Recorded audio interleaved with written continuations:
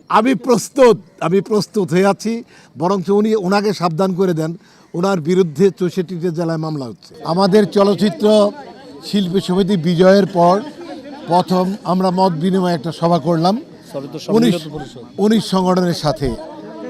তো এই বিষয়ে আমরা নানান রকম কথাবার্তা হয়েছে, সব কথাবার্তাই সুন্দর হয়েছে, ভালো হয়েছে, কোনো উত্তেজনা ছিল না। আমরা আনন্দের সাথে চা মিষ্টি খেয়ে বেরিয়ে আসছি। যখন নিপুণ আক্তার আমাকে নিয়ে প্যানেল করলো তখন এই কোশ্চেনটা উনি করেন না কেন? আমি কোথা থেকে আসলাম, উনি যখন প্যানেল করলেন আমাকে ভাইস প্রেসিডেন্টে নির্বাচন করালেন, তখন উনি কি ভুলে গেছিলেন যে আমি কীভাবে মেম্বারটা আসলাম?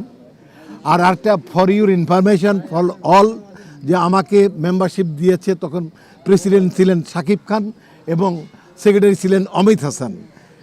ঠিক আছে, তো এই বিষয়ে আমার মনে হয় যে উনি কখন কি বলে নিপুণ আক্তার আমি বুঝি না। আমার মেম্বারশিপ নিয়ে কোনো রকম প্রশ্ন কারোরই নাই।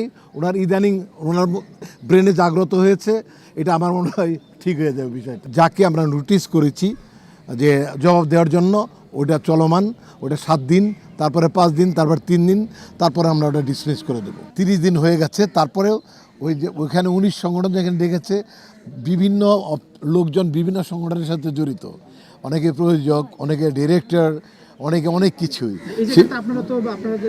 আমরা চলচ্চিত্র শিল্পীরাই আমরা বলি জয় এবং মানে আমাদের আর যাদের কথা বলতেছেন তারা কেউ ফাইটার গ্রুপে আছে, বিভিন্ন জায়গায় বিভিন্ন সমিতিতে তারা আছে।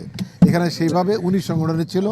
এই বিষয় নিয়ে আমরা আজকে এখানে কথা বলতে চাই। নিপুণের ব্যাপারে আমরা 19 সংগঠনে কথা বলার পরে আমরা যে সমস্ত অনাকাঙ্ক্ষিত ঘটনা ঘটছে এগুলো আমরা তাদেরকে বলেছি, তারা অবগত, কারণ আপনাদের মাধ্যমে মোটামুটি সবাই এগুলো জানে। তবে তারা এটা একটা চিঠি তাকে লিখবে 19 সংগঠনের পক্ষ থেকে, যেন এরকম বিশৃঙ্খল কথাবার্তা বা যে সমস্ত কথা মানহানিকর এগুলো না বলে তাকে লিখবে।